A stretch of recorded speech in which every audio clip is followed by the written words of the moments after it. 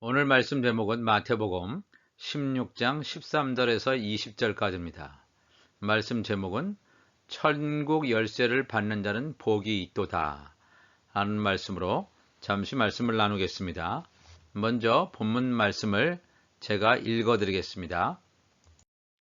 예수께서 빌립보 가이사랴 지방에 이르러 제자들에게 물어 이르시되 사람들이 인자를 누구라 하느냐? 이르되 더러는 세례 요한, 더러는 엘리야, 어떤 이는 예레미야나 선지자 중에 하나라 하나이다. 이르시되 너희는 나를 누구라 하느냐? 시몬 베드로가 대답하여 이르되 주는 그리스도시요 살아계신 하나님의 아들이시니이다.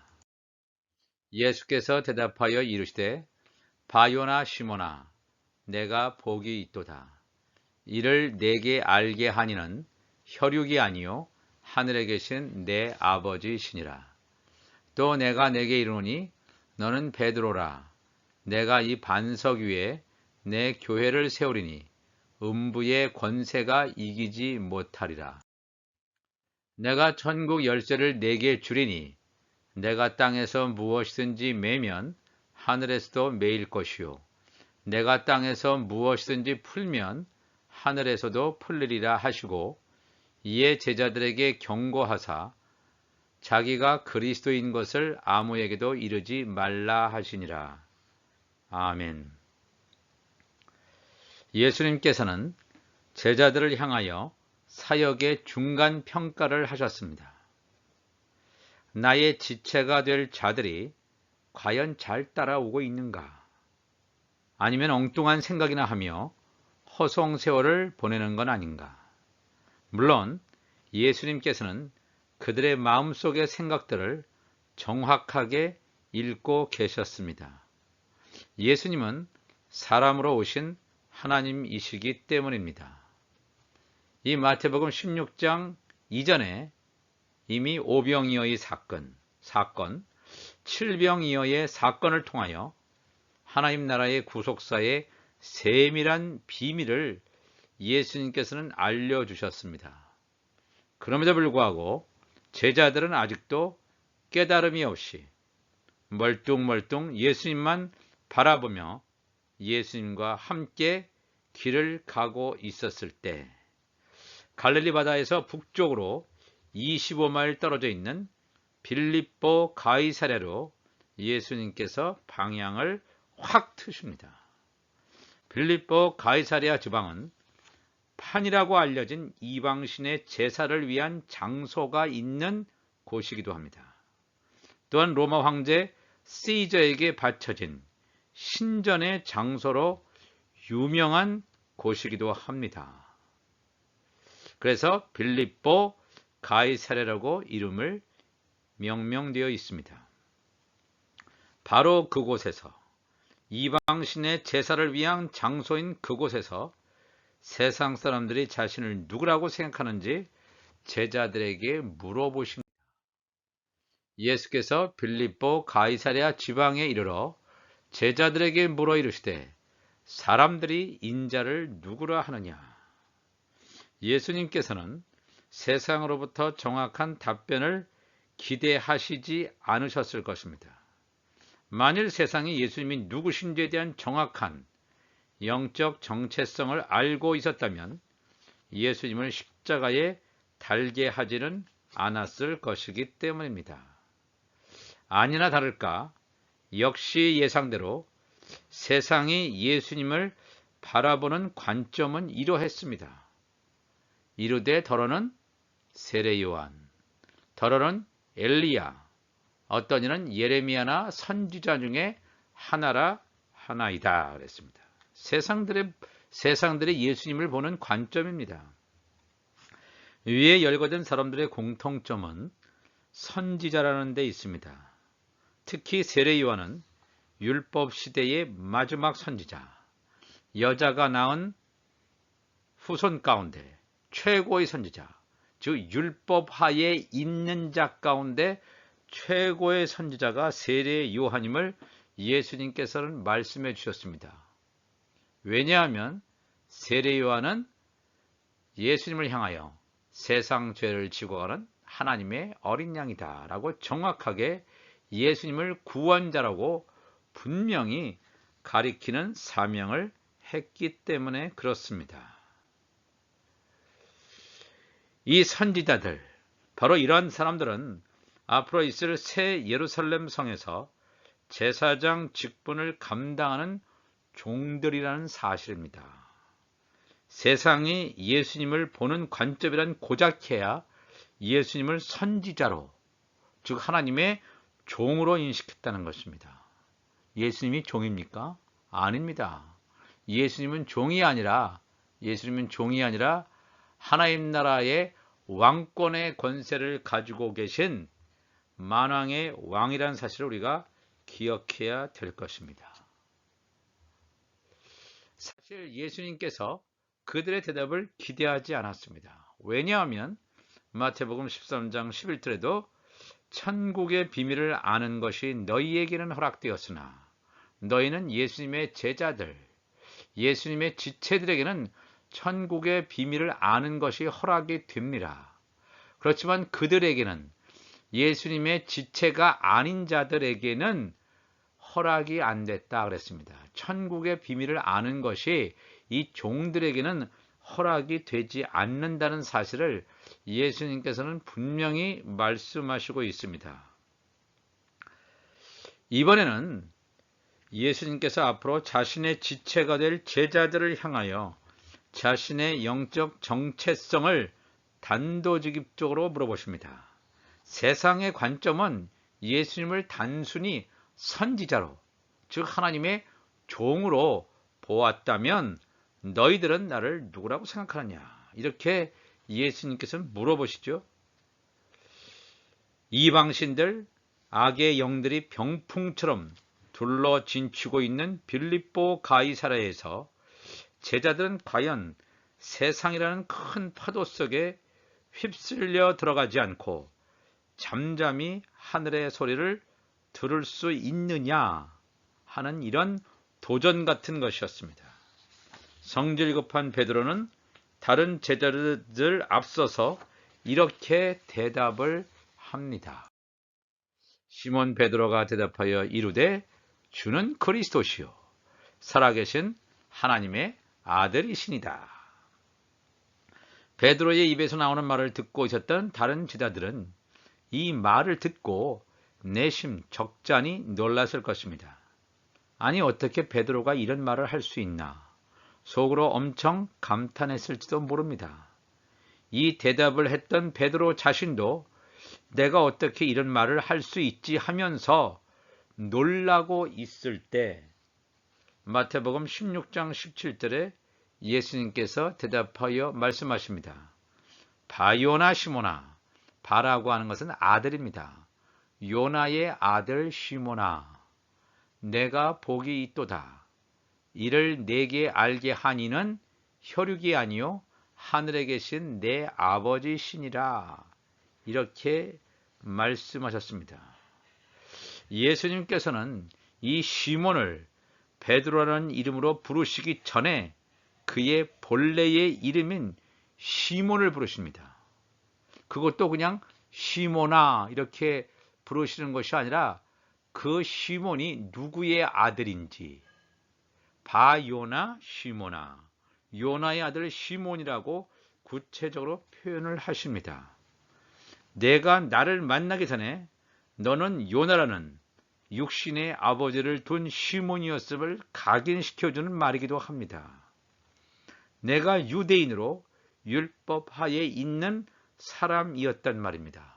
죄와 사망의 법에 매여 있던 자, 그 영적 현실을 예수님은 고스란히 직접적으로 지적하시고 있습니다. 사실 이거는 베드로를 포함하여 우리 모두, 말씀을 듣는 우리 모두는 예수님이 우리를 부르시기 전에는 시몬처럼 육신의 이름을 가지고 살아왔다는 것을 기억해야 됩니다. 추수감사주의를 맞이해서 우리의 감사 제목이 무엇입니까? 예수님을 만나기 전에는 그냥 시몬이었습니다. 우리 모두 다 시몬이었습니다. 베드로가 아니라 시몬이었습니다. 육신의 이름을 가지고 살아왔다는 것입니다. 여전히 율법 아래에서 시몬의 이름이란 육신의 이름을 가지고 살고 있는 자가 자신도 모르게 자신의 입을 통해서 예수님에 대한 영적인 정체성, 주는 그리스도시요 살아계신 하나님의 아들입니다. 이런 말을 과연 어떻게 시몬은 할 수 있었을까? 참으로 놀라운 일이 아닐 수 없습니다. 이 말을 들은 예수님의 반응이 어떠할까? 궁금하면서 베드로 자신이 내가 이걸 제대로 말을 한 것일까? 아니면 갑자기 튀어나온 이 말을 수습할 수 없을 정도로 내가 혹시 잘못 말한 것은 아닌가? 순간적으로 이런 생각에 잠겨 있을 때 예수님께서는 놀라운 말씀을 하십니다. 얼떨결에 너희 입으로 불쑥 내뱉은 말은 내가 한 것이 아니라 하늘에 계신 아버지께서 알게 하신 것이다 그랬습니다. 하늘에 계신 아버지께서 알게 하신 것이다. 이를 내게 알게 하신 것은 이를 내게 계시했다 그래서 계시한 이는 사람이 아니고 하늘에 계신 내 아버지다 이렇게 말씀하고 있습니다. 사실 이 마태복음 16장 이전에 마태복음 14장 가보면 이 베드로가 걸어서 물 위를 걸어가실 때 물에서 빠져가지 않습니까? 그랬을 때 무서워할 때 예수님께서 손을 내밀어 베드로의 손을 붙잡으시며 믿음이 작은 자여 왜 의심하였느냐 이런 사건이 있음을 우리가 기억합니다.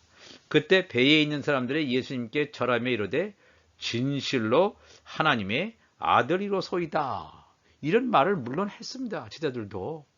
그렇지만 과연 예수님이 하나님의 아들이라는 것을 예수님의 제자들이나 시몬이나 정말 제대로 알고 있었는가? 사실 그렇지 않았다는 것을 알 수가 있겠습니다.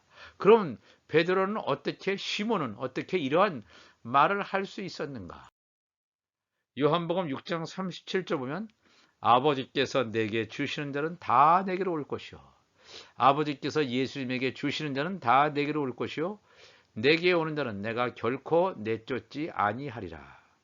또 6장 39절에는 나를 보내신 이의 뜻은 내게 주신 자 중에 하나님께서 예수님에게 주신 자 중에 내가 하나도 잃어버리지 아니하고 마지막 날에 다시 살리는 이것이니라.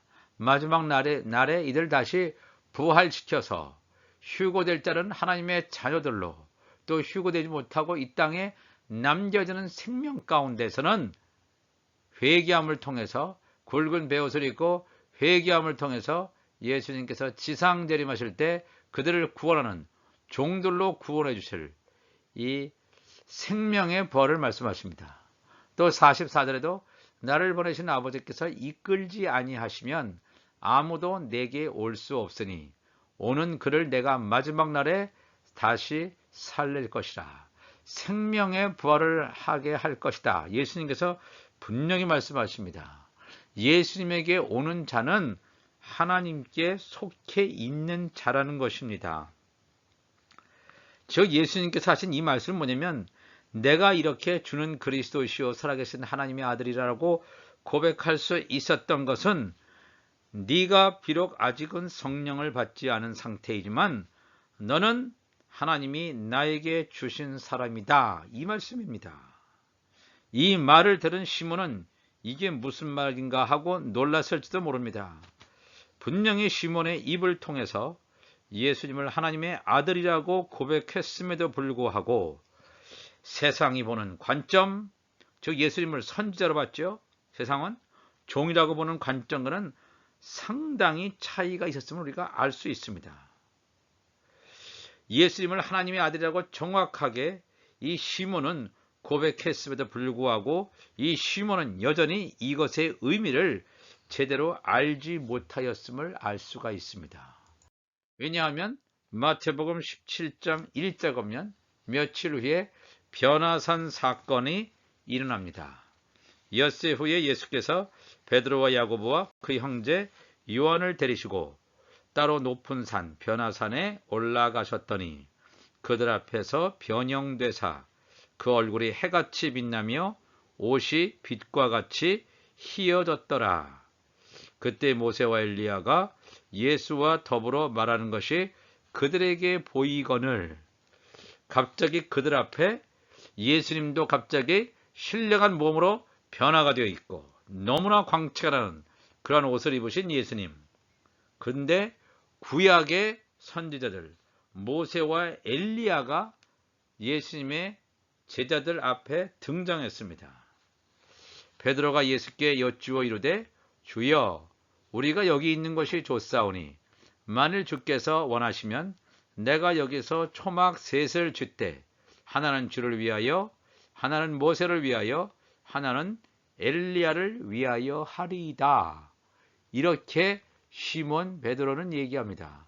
바로 얼마 전에 그러한 신앙 고백을 했음에도 불구하고 얼마 지나지 않아서 변화산상에서 이 베드로는 예수님을 여전히 모세, 엘리야와 같은 선지자, 즉 종으로 아직까지 인식하고 있음을 드러내주고 있습니다. 인식의 전환이 일어나지 않았습니다.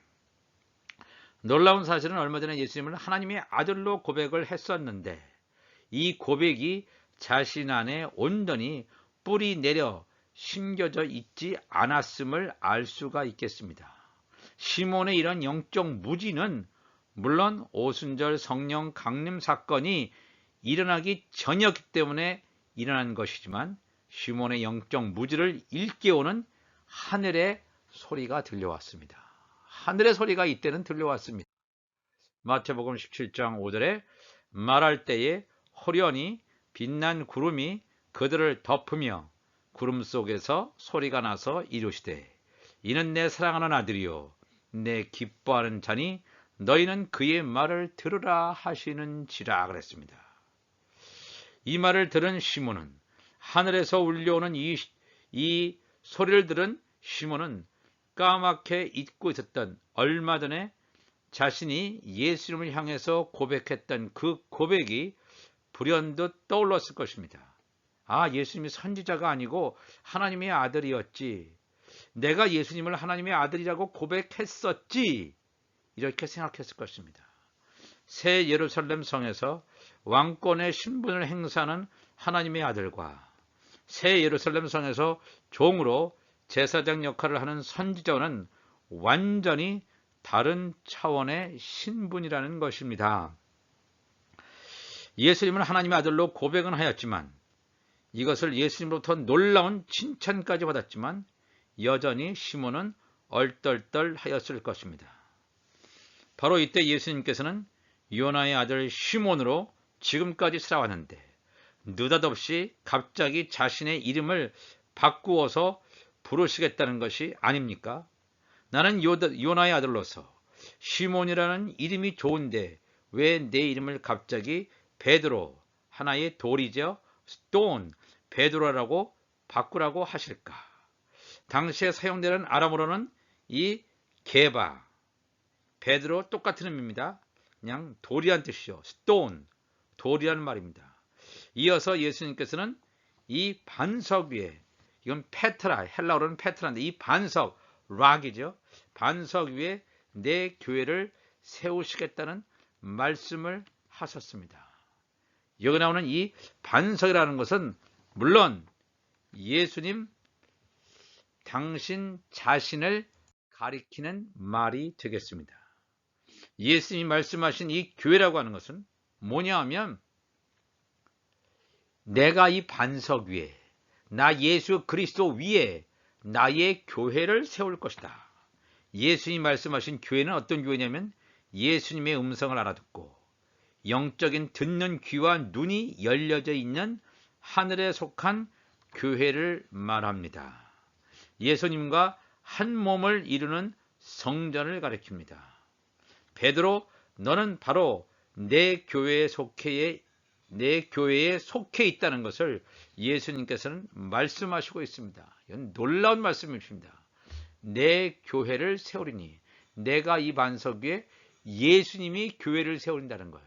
예수님이, 하나님께서 예수님에게 갖다 주신 바로 그 영혼들이 바로 예수님의 교회, 하늘에 속한 교회임을 여기서 예수님께서 말씀하시고 있습니다. 예수님께서는 자신의 영적 정체성을 드러내시는 장소가 빌립보 가이사랴, 즉 이방신의 장소죠. 이방신을 제사하는 장소, 또 지옥의 문이 있는 곳이라고 알려지고 있기도 하고, 악한 영들의 거처라고 볼 수 있는 이곳, 음부의 문들, 음부의 권세, 음부의 문들이 내 교회 앞에서 무너질 것임을 말씀하고 있습니다. 하늘에 속한 교회의 그 위력을 여기서 우리가 알 수가 있겠습니다. 내 교회를 세우리니 음부의 권세가 이기지 못하리라. 예수님을 머리로, 예수님의 몸이 지체로 연결되는 하늘에 속한 교회는 거룩한 신부로 마지막 때 철장 권세를 가지고 요한계시록에서 증거하는 영원한 복음을 전하는 자들이 되겠습니다. 예수님께서는 십자가의 죽음을 이기시고 사망의 권세를 잡은 마귀를 패배시키신 것처럼 예수님의 지체들 역시 육이 죽는 유월절을 통과함으로 마귀의 권세를 무너뜨리는 하늘에 속한 교회라는 사실입니다. 예수님께서는 베드로를 비롯한 너희들, 나의 제자들은 내 교회로서 놀라운 사명을 감당하게 될 것임을 말씀하십니다. 나를 만나기 전에는 죄와 사망에 매여 있으며 사탄에게 종노릇하고 수많은 사람들을 제대로 인도하지 못했던 너희들이지만 이제는 업으로서 수많은 사람들을 영적으로 자유케 해줄 것임을 예수님께서는 명령하고 있습니다. 마태복음 16장 19절에 내가 천국 열쇠를 네게 주리니 내가 땅에서 무엇이든지 매면 하늘에서도 매일 것이요 내가 땅에서 무엇이든지 풀면 하늘에서도 풀리리라 하시고, 여기서 예수님께서 이 베드로에게 천국 열쇠를 줬습니다. 그러면 이 베드로가 그래서 로마 교황, 1대 교황이 됐다고 로마 카톨릭에서는 얘기하는데 여기서는 전혀 그런 뜻이 아닙니다. 여기서 천국 열쇠를 베드로에게 줬다는 것은 베드로에게 뿐만 아니라 예수님의 지체들에게 천국 열쇠를 주었음을 말하고 있습니다.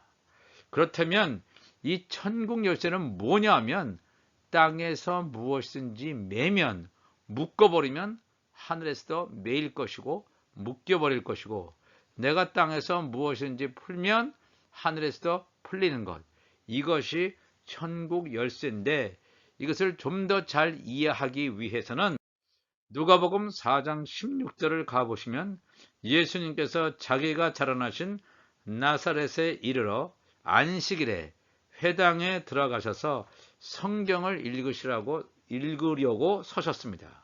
그랬을 때 예수님께서 의도적으로 선지자 이사야의 글을 피게 됩니다. 누가복음 4장 18절에 주의 성령이 내게 임하셨으니 이는 가난한 자에게 복음을 전하려고 내게 기름을 부으시고 나를 보내사 포로된 자에게 자유를, 눈먼 자에게 다시 보게 함을 전파하며 눌린 자를 자유롭게 하고 주의 은혜의 해를 전파하게 하려 하심이라 그랬습니다. 여기서 천국 열쇠, 땅에서 묶여 있는 자, 매여 있는 자, 눈먼 자, 영적인 귀머거리로 하나님의 말씀을 알지도 못하고 죄와 사탄에게 완전히 종노릇하는 포로된 자에게 자유를 주는데, 이 천국 말씀을, 천국 복음을 증거함으로 말미암아 죄와 사망의 사탄의 권세에 종노릇하는 이러한 자들을 자유케 한다는 것입니다. 풀어주는 것입니다. 땅에서 매여 있는 것을 풀어주는 것입니다. 그랬을 때 놀라운 이 역사가 나타나는 것, 바로 이것이 천국 열쇠를 받은 자입니다. 천국 열쇠를 받기 전에는 많은 사람들이 율법에 갇혀서, 죄와 사망의 법에 매여서, 흑암에 갇혀서 이 세상이 주는 어떤 종교 철학으로 성경을 해석하려고 시도해 왔습니다. 세상 지식에 갇혀서 성경을 해석해 왔는데, 그런 옛 습관을 다 버리고 성령께서 가르쳐 주시는 지금까지 묶여있고 매어있던 이 의문의 말씀들을 알기 쉽게 사람들에게 풀어주라는 것입니다. 증거해 주라는 것입니다. 바로 이렇게 해주는 자가 천국 열쇠를 가진 자가 되겠습니다.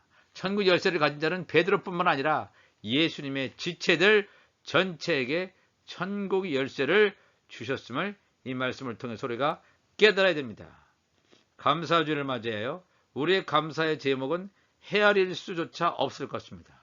눈에 보여지는 감사부터 시작해서 이 어려운 때 우리의 생명을 지켜주시고 보존하신 일들, 우리가 결코 놓쳐서는 안 될 것은 바로 우리를 예수님의 지체로 부르셨다는 것입니다. 이것이 믿어지는 사람은 복이 있는 사람이라고 예수님께서는 말씀했습니다. 그렇죠? 마태복음 16장 17절에 예수께서 대답하여 이르시되 바요나 시몬아 우리 아무개야 주 함께 교회 아무개야 내가 복이 있도다. 이를 너에게 계시한 자는 혈육이 아니요 하늘에 계신 내 아버지라. 예수님께서 내 아버지라 한 그 아버지께서 우리의 아버지신 줄 믿습니다. 하늘에 계신 아버지께서 입술을 주장하셔서 고백하게 하시고 너는 내 것이라고 인을 친 예수님의 지체들, 천국 열쇠를 받은 자는 복이 있는 자라는 것입니다. 왜냐하면 이들을 통해서 생명을 살릴 수 있는 길이 전개되기 때문입니다. 이렇게 말씀하시면서 마태복음 16장 20절에 예수님께서 제자들에게 말씀하십니다. 제자들에게 경고하사 자기가 그리스도인 것을 아무에게도 이르지 말라 하시니라. 아직은 하나님의 때가 아니라는 것입니다. 그죠? 또한 그들은 보기는 보아도 알지 못하고 듣기는 들어도 깨닫지 못한다는 것입니다. 뭐려? 하나님 나라의 천국 복음의 비밀을 알지 못한다는 것입니다. 하나님의 때에 이 말씀이 천국 열쇠를 돌려서 이 땅에 매인 것들을 풀어주는 때가 이제 곧 왔습니다. 우리가 받은 복은 세상이 감당하기 어려운 하나님 나라의 비밀을 맡은 자라는 것입니다.